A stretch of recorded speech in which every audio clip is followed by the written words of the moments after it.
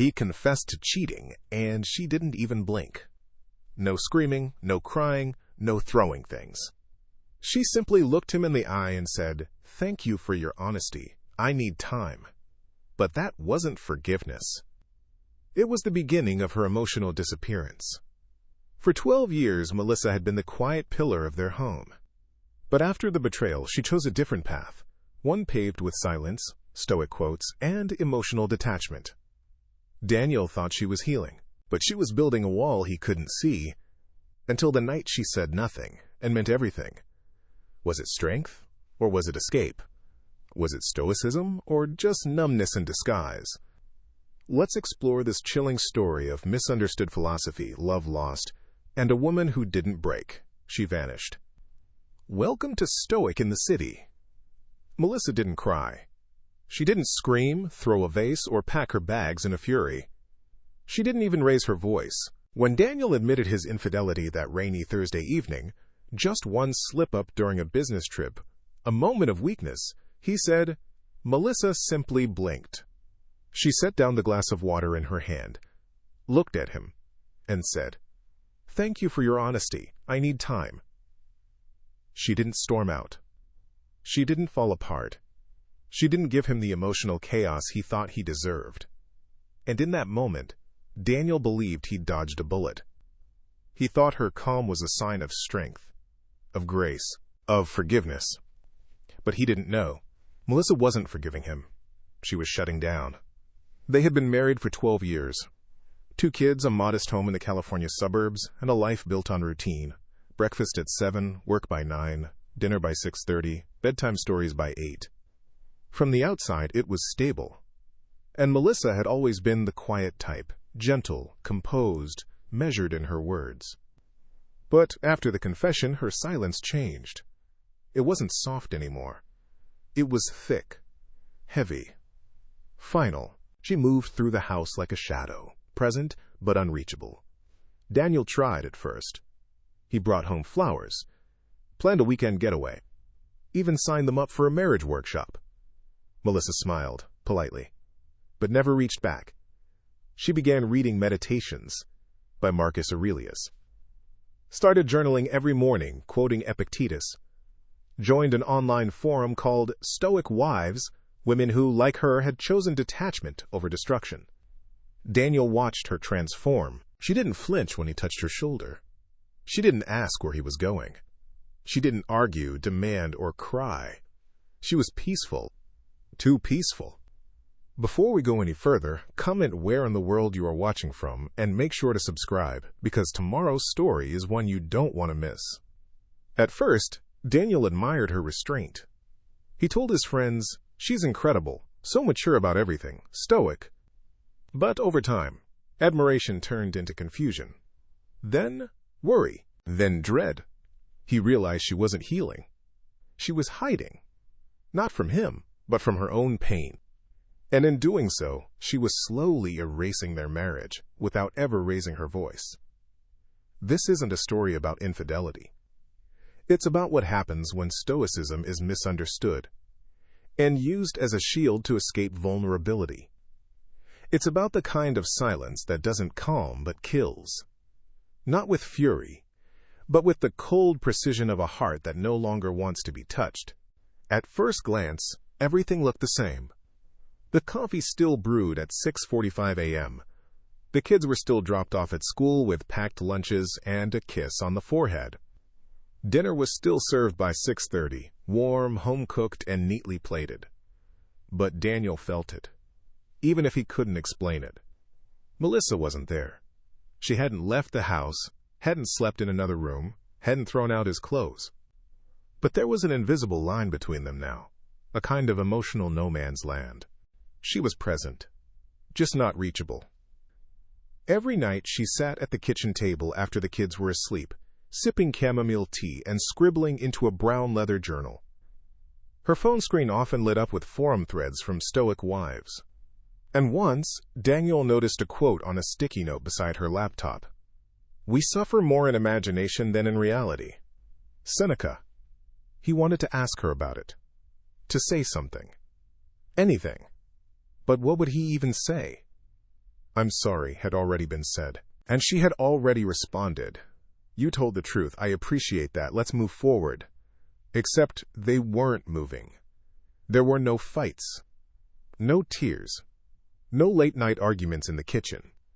But there was also no laughter, no spontaneous affection, no eye contact that lingered.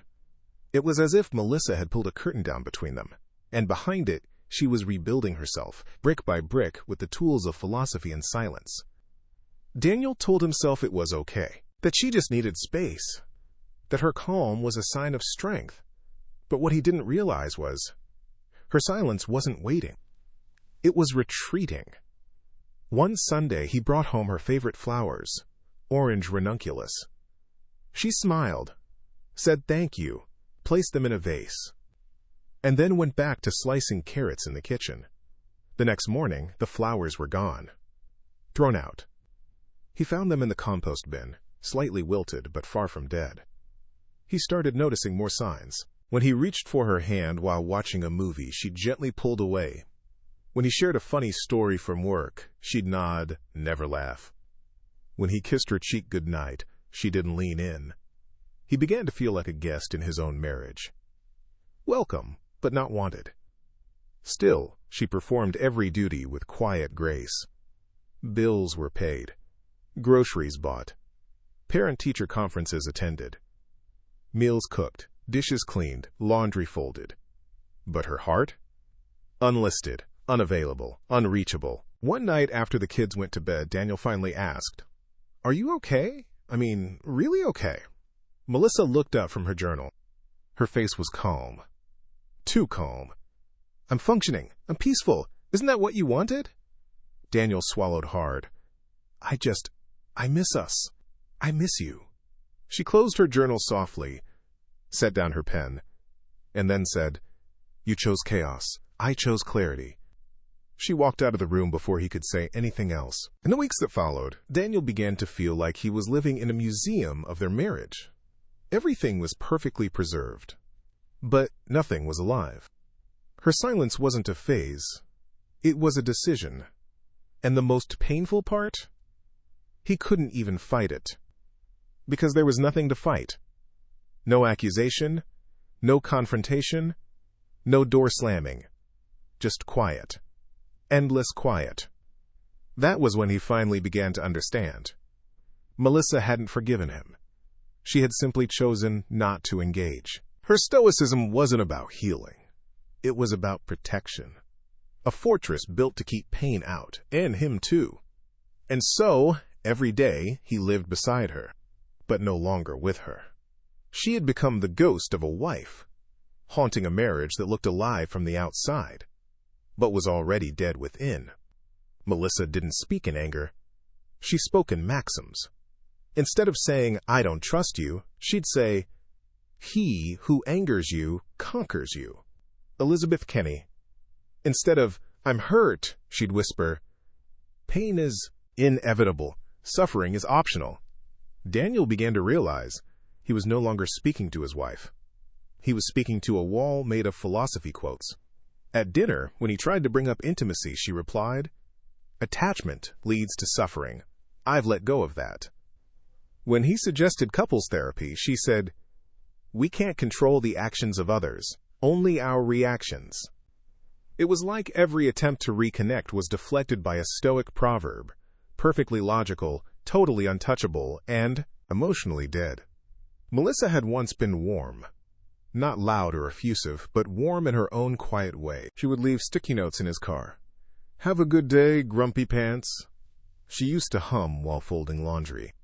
She'd wake him with a whisper and a forehead kiss. All that was gone now, replaced by routines. And rules. And Stoic distance. Daniel started researching Stoicism himself, hoping to understand. He read Marcus Aurelius, Epictetus, Seneca. He joined forums, watched YouTube breakdowns, even listened to Stoic podcasts. What he discovered disturbed him, because true Stoicism wasn't about emotional suppression. It was about emotional regulation. It wasn't about detachment from love. It was about not letting love destroy you. Melissa had misunderstood. She wasn't practicing philosophy. She was hiding behind it. She wore Stoicism like armor, not to find peace, but to avoid pain. And in doing so, she avoided connection too. One night he found a page torn from her journal in the trash. It read, "I don't cry anymore, not because I've healed, but because I don't expect anything now. No expectations, no disappointment. That's Stoic, right?" That last line was underlined 3 times. Daniel read it again and again. Each time, the word right hit harder. It wasn't a declaration. It was a plea. A desperate attempt to convince herself that numbness was wisdom. The house was quiet now, too quiet. Even the kids noticed. Their daughter, 8 years old, once whispered to Daniel, "Mommy's nice, but I think she forgot how to smile." He didn't know how to respond. Because Melissa wasn't cruel. She wasn't yelling. She wasn't neglecting anyone. She was functioning. Efficient, responsible, graceful, but absent. The absence wasn't physical. It was emotional, spiritual. A slow, creeping withdrawal that left no bruises, no broken plates, just broken connections. And that's when Daniel truly saw it. Melissa hadn't chosen Stoicism to rise above the betrayal. She chose it so she wouldn't have to feel anything at all. Stoicism, in its truest form, is meant to liberate, to help us live with virtue, resilience, and inner calm. But when used incorrectly, when weaponized as a shield, it becomes a prison, a cage lined with quotes, "where feelings go to die." Melissa had locked herself in that cage. And Daniel? He was outside, knocking on a door that no longer opened. At first, Daniel convinced himself it was temporary. She just needs time, he thought. She's processing it all in her own way. He gave her space, cleaned up more around the house, handled the kids, bedtime, packed lunches, even took PTO just to be around if she needed him. But she never did. Weeks turned into months. And Melissa never snapped. She never exploded, never accused, never demanded. But she also never returned. No warmth. No vulnerability. No softness. She was there, yes, but she wasn't his. He remembered their 10th anniversary, just 2 years earlier. She had surprised him with a weekend getaway to Sedona. They hiked, laughed, made love under the stars. He remembered the way she'd looked at him then, like he was still her home. Now she looked at him like a guest in her house. Polite, courteous, distant. Daniel tried everything.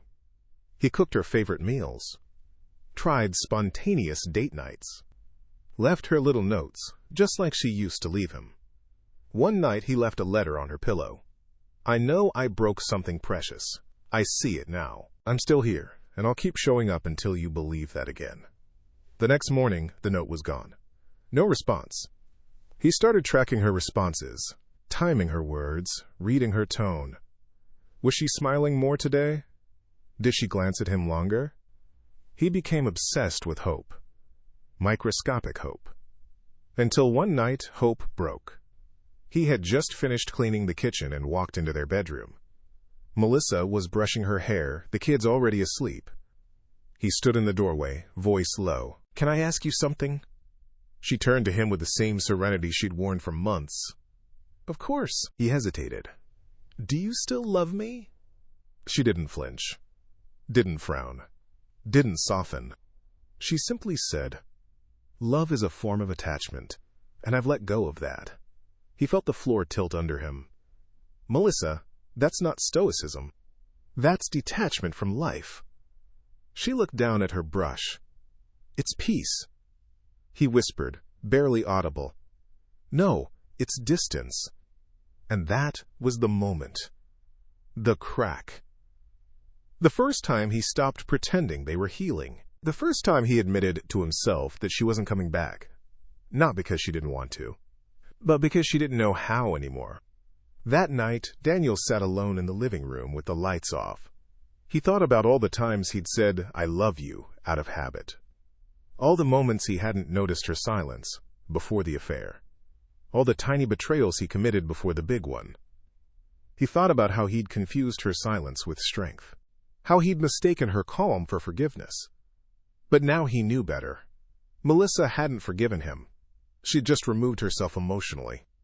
She used Stoicism not to find clarity, but to disappear behind it. Daniel began to journal, just like she did. One night he wrote, "I lost her the moment I mistook her silence for healing. I asked her to stay, but I never asked if she still wanted to feel." He realized something else, too. He wasn't just grieving the betrayal. He was grieving the absence of emotion that followed. Because no yelling, no crying, no begging, nothing hurt more than being invisible to someone who used to see your soul. And the cruelest part, she believed she was doing the right thing, that Stoicism meant strength through suppression. But strength without vulnerability isn't stoic. It's solitary. And Daniel was still there, still breathing beside her, still hoping for a spark. But deep down, he knew he was loving a ghost. And ghosts don't come back. Melissa believed she had forgiven him. She told herself she had. She told him she had. And on the surface, she behaved like someone who had let go of the past. She didn't bring it up, didn't punish him with passive aggression, didn't weaponize his guilt in front of the children. No door slams, no emotional blackmail, no breakdowns. To the untrained eye, it looked like emotional maturity. To her own mind, it looked like growth. But deep beneath that polished exterior, forgiveness had never taken root. Only silence had. True forgiveness requires confrontation, of emotion, of pain, of trust that's been broken and is willing to be rebuilt. Melissa skipped all of that. She skipped the hard part, feeling. She used Stoicism like an emotional fast-forward button. Why dwell on what can't be changed? Why let emotions control the outcome? If I can't change the past, why should I let it control me? They were perfectly reasonable questions. But they weren't coming from a place of healing. They were coming from avoidance. And Daniel bought into it for a while. Because her peace looked like strength. Her detachment looked like control. Her quiet looked like grace. But over time, he realized something critical. Forgiveness without reconnection isn't forgiveness. It's resignation. One evening, as they were folding laundry in silence, Daniel asked gently, "Do you ever think about us? Like who we were before?" Melissa looked up, expression unreadable.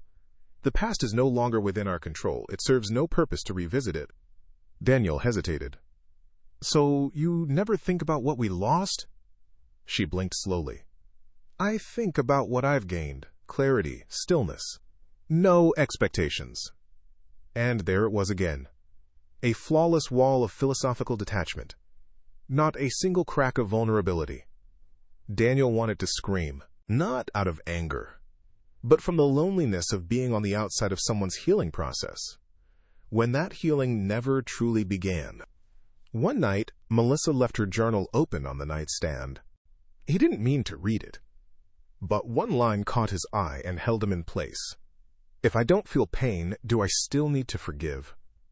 The question haunted him, because it meant even she didn't know if her peace was real, or just a numbness she'd mistaken for enlightenment.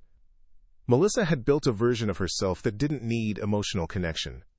She thought that made her free, untouchable, powerful.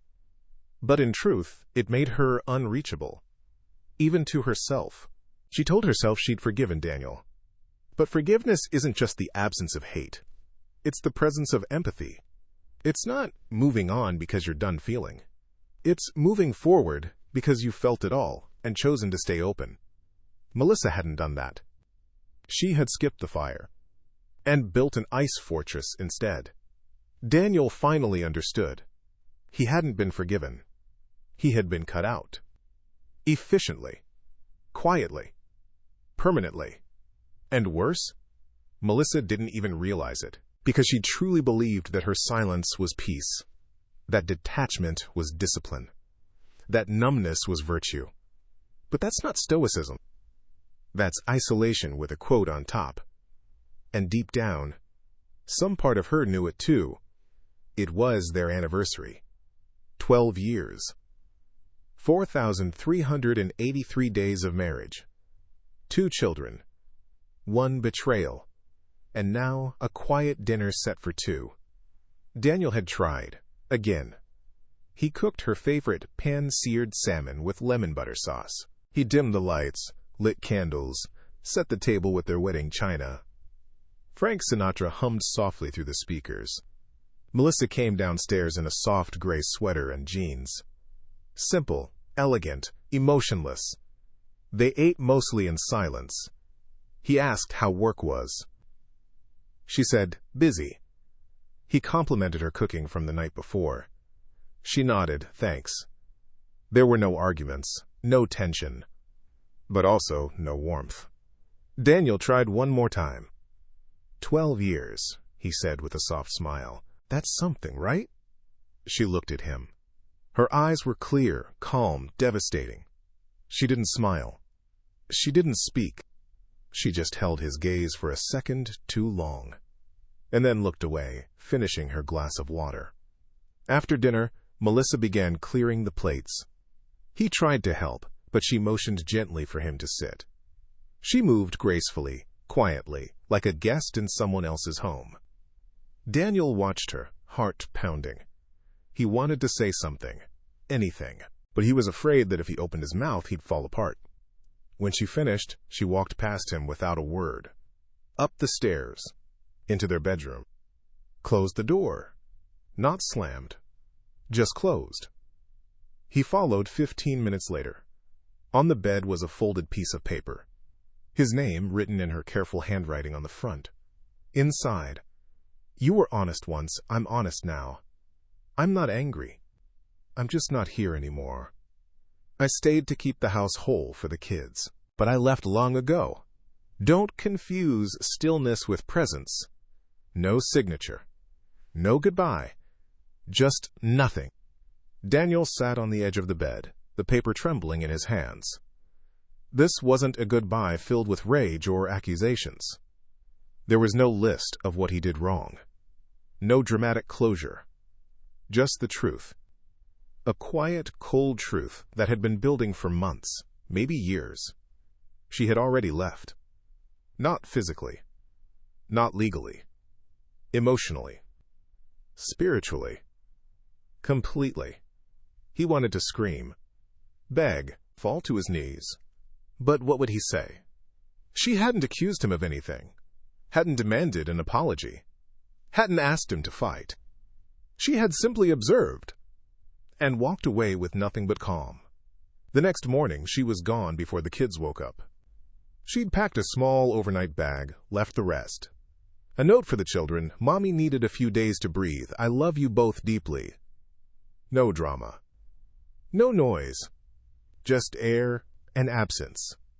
Daniel didn't call her. He didn't even know what he'd say if she picked up. Because the silence was louder now than it had ever been. Not the kind that screams, the kind that suffocates. He realized this was what true disconnection looked like. Not breaking plates, not shouting matches, but a dinner where the only thing served was formality. A moment where nothing was said, and yet everything was understood. And in that nothingness, Daniel finally felt it. Not her anger, not her sadness, not even her rejection. He felt her absence. Her complete, calculated, devastating absence. And he knew. She wasn't coming back. Not because she couldn't, but because he had mistaken her silence for healing until it became her exit. Daniel lives alone now. The house is quieter than ever. Not because Melissa is silent, but because Melissa is gone. Gone not in chaos, not in fire, not in screaming rage, but in stillness. The same stillness he once mistook for peace. The children stay with him on weekdays, Melissa on weekends. She picks them up in calm efficiency, always punctual, always kind. There's no drama in the handoffs, no glares, no bitterness, just quiet courtesy. She still quotes Marcus Aurelius when she speaks, still journals in leather-bound books, still functions with surgical precision. But she no longer belongs to the life they once shared. Because, in truth, she left it long before her body did. Daniel sits alone at the kitchen table most nights now. He reads her old journals, some accidentally left behind, not to invade her privacy, but to understand. One entry broke him. I tried to build something strong inside me. I didn't realize I was building a wall I couldn't get out of. He read it over and over, tears falling without permission. That was the night he stopped blaming her, stopped blaming himself, and started blaming the silence. The silence they both created. The silence they both mistook for progress. Stoicism, he finally understood, isn't about suppressing emotions. It's about recognizing them without letting them rule you. It's not about becoming numb. It's about remaining human in the face of pain. But Melissa, she had taken the noble words of ancient thinkers and turned them into armor, not to survive, but to escape. And he had stood by, relieved she wasn't yelling, grateful she wasn't breaking, too late realizing that no reaction wasn't healing. It was retreat. It was her final boundary. And once crossed, she didn't rebuild the bridge. He no longer sees Stoicism as strength without softness. He sees it now as a delicate balance. Virtue with vulnerability. Discipline with emotional truth. Detachment without disconnection. But he learned that too late. People think the end of a marriage is an explosion, a fight, a betrayal, a final straw. But sometimes it's not. Sometimes it's a dinner with candles, a folded letter, and a woman who smiles politely while her heart no longer lives here. And that's the part no one warns you about. That silence can be a scream. That peace can be a prison. That philosophy, when misunderstood, can become emotional exile. Daniel doesn't hate Melissa. In fact, he admires her strength, her ability to endure, her grace. But he mourns the wall she built. Not because it kept him out, but because it kept her locked in. And maybe that's the real lesson here. Stoicism is a powerful tool. But when used without emotional intelligence, it becomes a weapon. Not of destruction, but of disconnection. Forgiveness isn't real if your heart is barricaded. Healing isn't noble if it makes you unreachable. And peace isn't peace if it requires erasing yourself to maintain it. In the end, Melissa didn't explode. She dissolved. Quietly. Logically. Completely. And Daniel? He's left with the echoes. Not of shouting, but of the day she said nothing and meant everything. At its core, this isn't just a story about betrayal. It's about how we process pain, and how sometimes even noble philosophy can become dangerous in the wrong hands. Stoicism teaches resilience, inner calm, and virtue. But when used without emotional honesty, it becomes a mask, a shield, and sometimes a cage. Melissa believed she had forgiven Daniel, but she skipped the part where feelings must be acknowledged. She confused detachment with healing. And in doing so, she lost not only him, but a part of herself. Daniel thought silence was grace, but learned too late that silence can be a scream, a quiet way of saying, "I'm already gone." Real strength isn't the absence of emotion.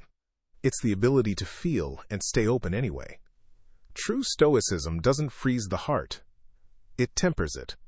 So whether you've been hurt or you're trying to heal, ask yourself, are you building strength or just building walls? If this story made you feel something, anger, heartbreak, reflection, leave a comment below. Have you ever used silence to protect yourself? Or had someone disappear emotionally without ever leaving? We'd love to hear your thoughts. What does real healing look like to you? And don't forget, subscribe to our channel, because tomorrow we're bringing you another true story. He followed every Stoic rule until the day he slapped his wife in front of their daughter. When philosophy becomes control, things fall apart fast. You won't want to miss it. This is Stoic Drama. Real stories, raw emotions, misunderstood minds.